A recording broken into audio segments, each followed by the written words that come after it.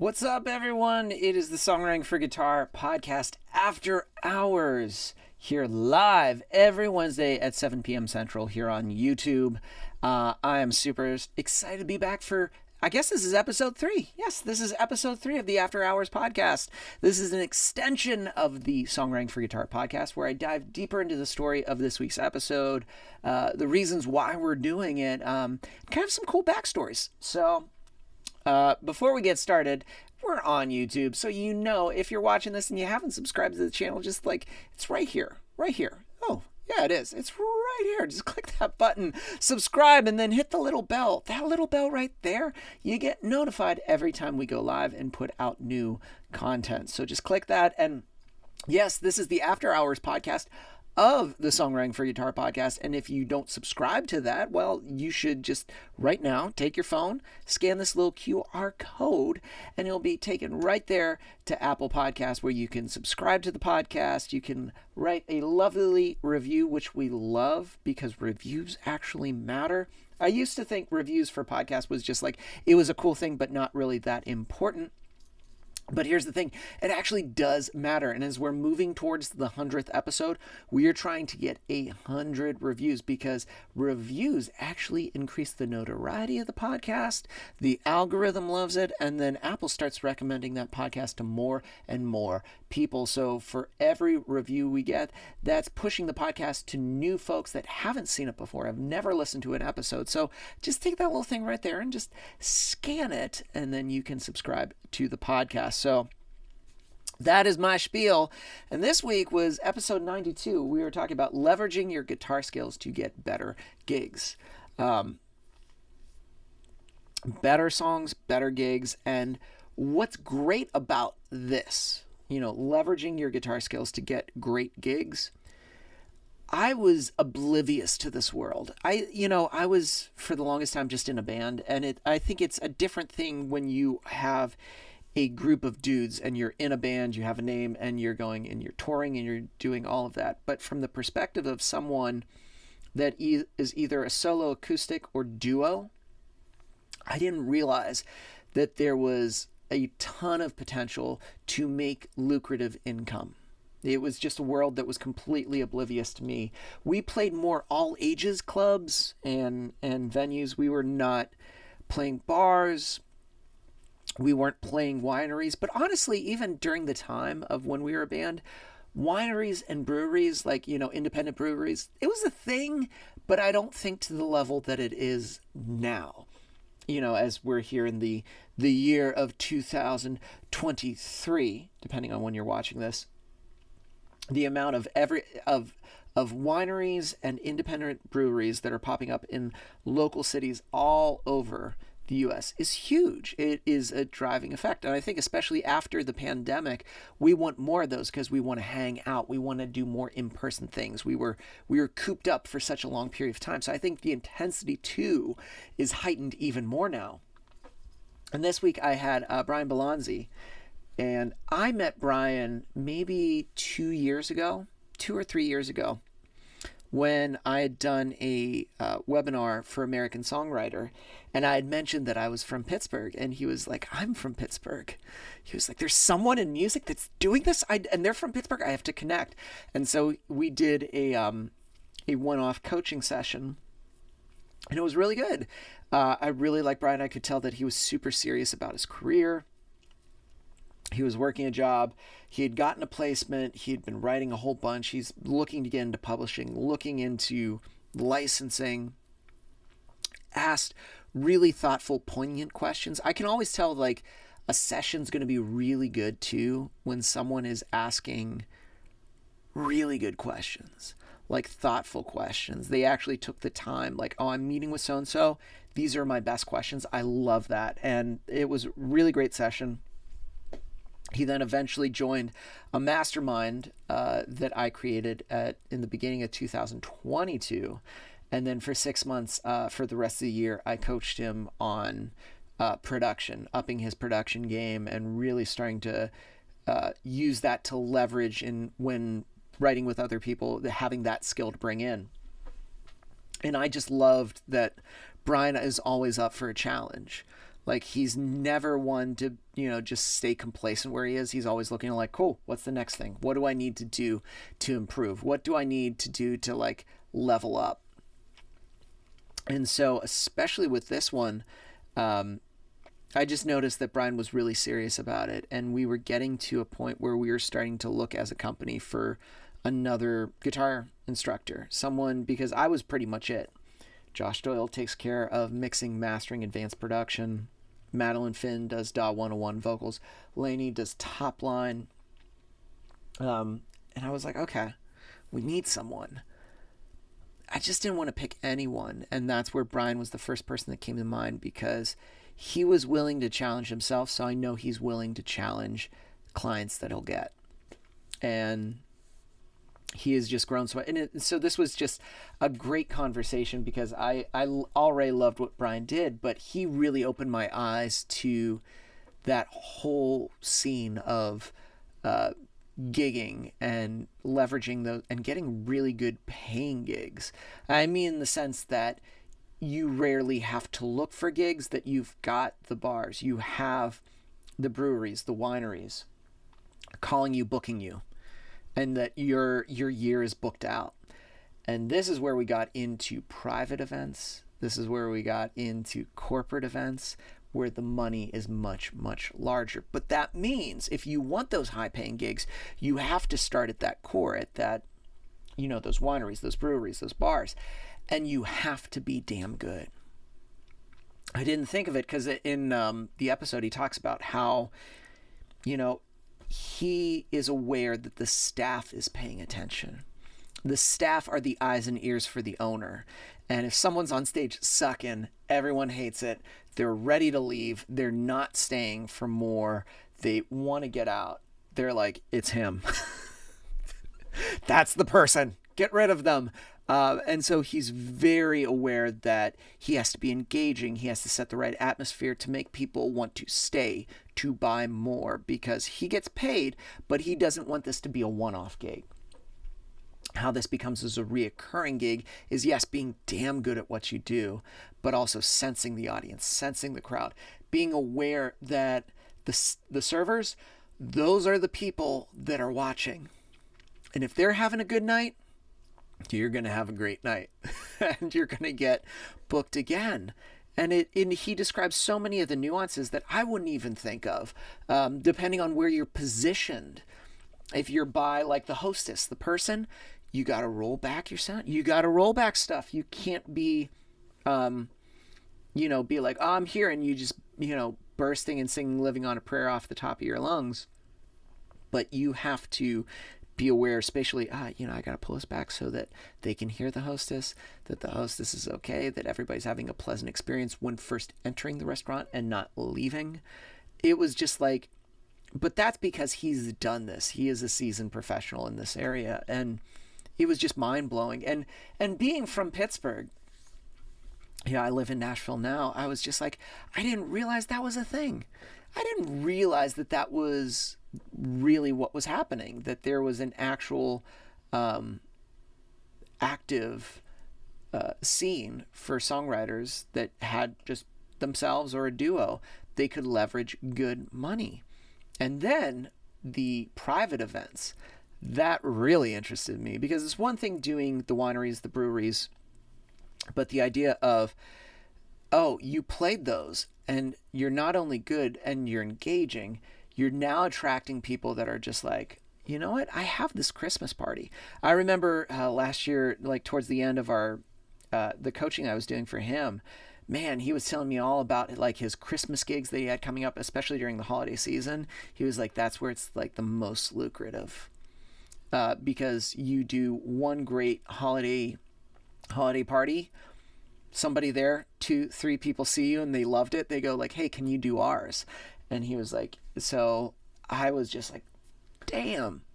So not only he's just constantly scaling those gigs. You start from that entry level, winery, brewery, then you go to private gigs, and then corporate events. Corporate events are huge, because I didn't even think about that. The corporate budget, they may not want to spend, $8,000 on a band. but they'll gladly spend, yeah, they'll do like 3,000, 5,000 on a singer. Here you go. Cool. I'm like, holy shit, I can't believe I did that. I was in a band for so long. I missed this. But this is what we got into. How do you get those? How do you get things at those levels? How do you get consistently amazing gigs? It's through your skills as a songwriting guitarist. That's how you get it.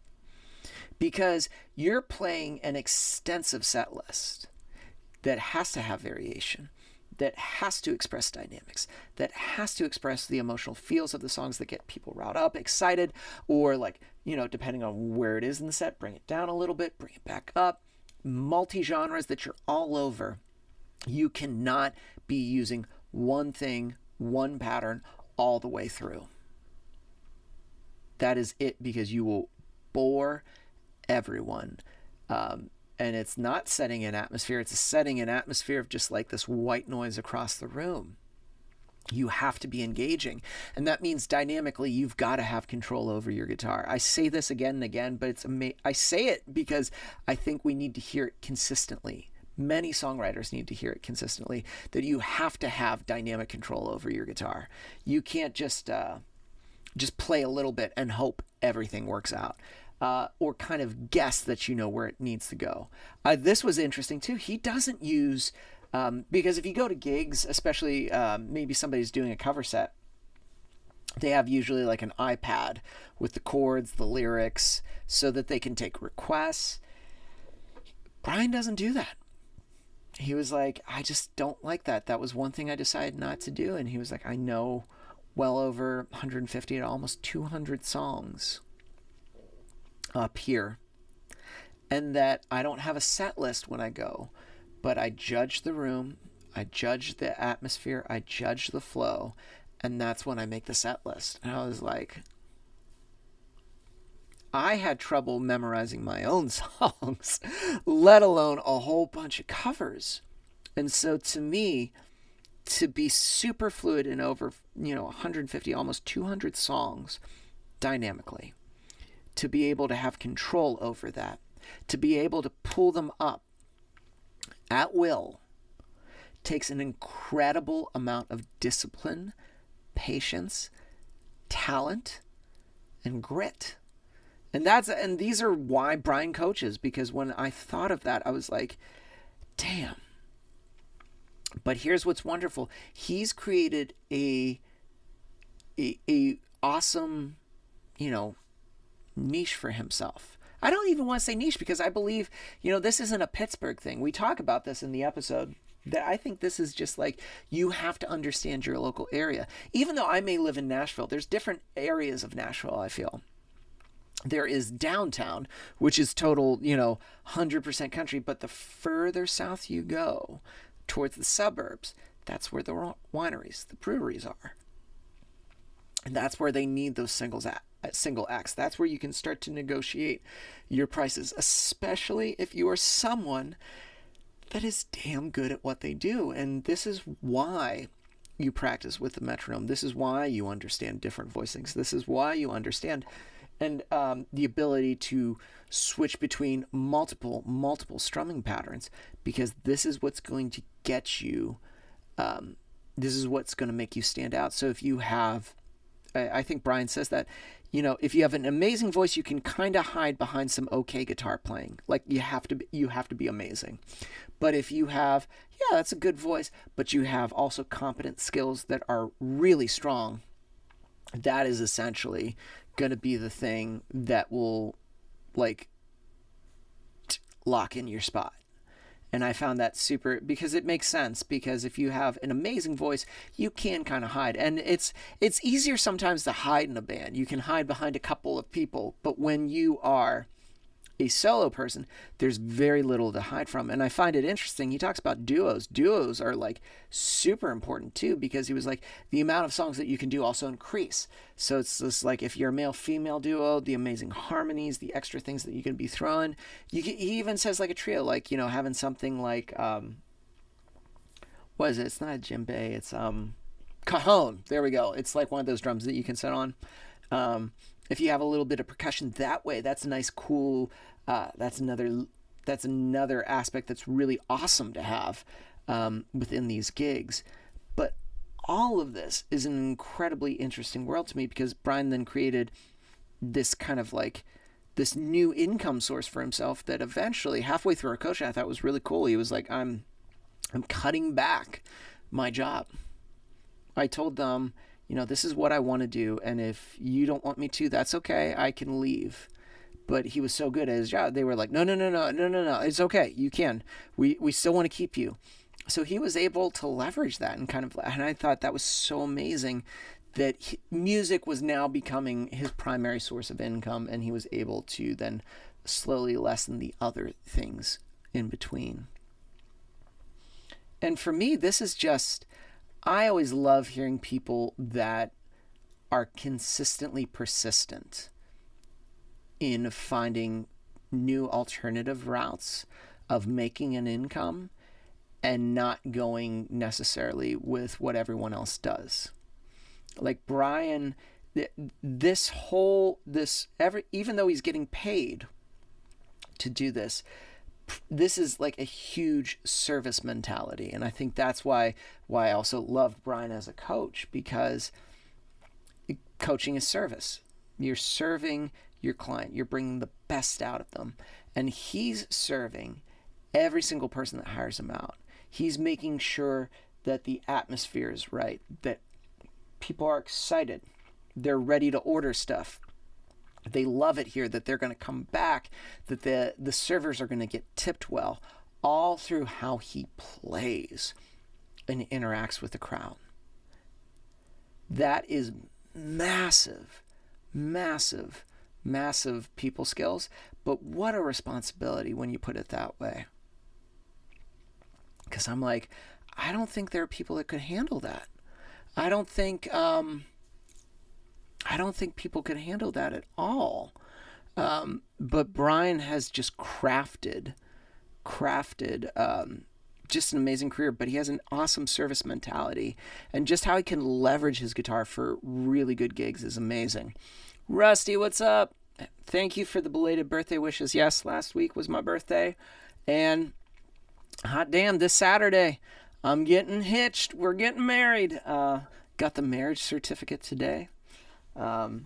So all is ready to go.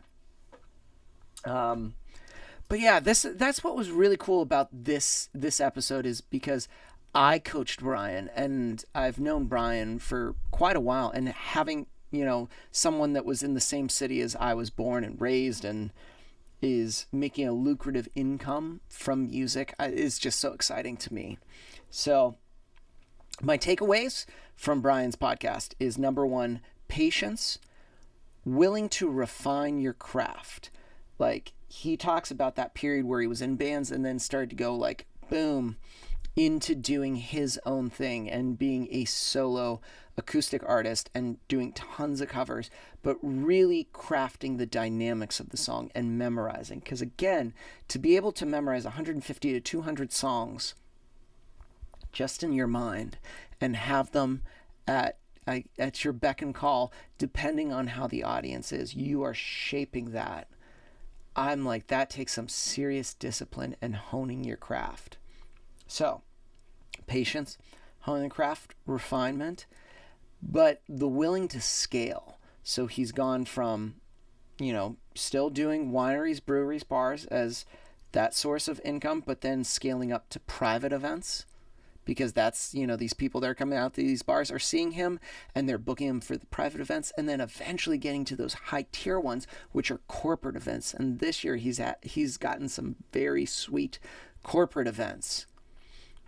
We say in the show, as we were taping this, he had actually just done a corporate event, and she said at the end of it, she booked him the year prior and then this year, and goes, well, if I don't see you this year, we'll see you next year. Just like that. Didn't have to say anything, or just like, we'll think about it, we'll let you know. He delivered again, and that locked him in for another higher tier paying gig.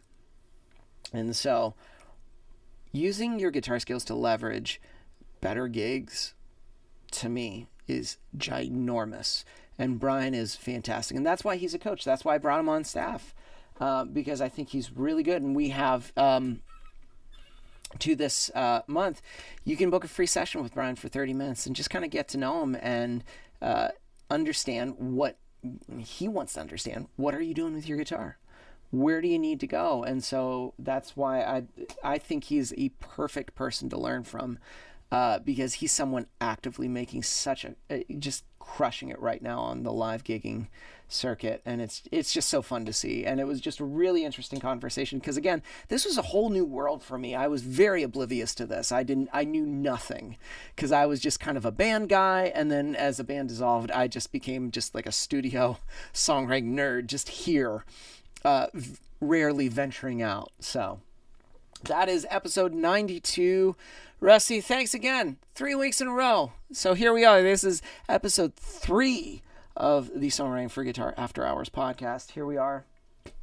This is episode 92. And of course, episode 93 will be out next week. And again, if you're not subscribing to the podcast, just take a few moments. It's so easy. You just use your phone and boom, there you go. Ta-da!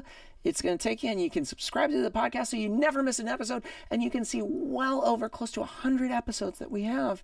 And if you're watching this on YouTube and you still haven't subscribed to us, just right here, there's this little bell. Ding, ding, ding, ding. Just hit it, because you're notified every time I go live, and also every time that we upload something new. Y'all are amazing. This is awesome. And that means next week when you see me for the After Hours podcast, which is still happening, it happens every Wednesday at 7 p.m. Central, I will be a married man.